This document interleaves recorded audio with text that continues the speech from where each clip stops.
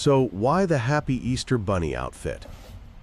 In the world of ReZero, there are many festivals, but this specific look is a creative reimagining by Taito. They took the concept of Easter, a symbol of rebirth and the vibrance of spring, and applied it to Rem. While this outfit isn't canon to the main anime storyline, it answers the fun what-if question. How would Rem look if she were the host of an Easter celebration? The result is a perfect blend of her diligent maid persona and the playful energy of an Easter bunny, tasked with hiding eggs for everyone to find.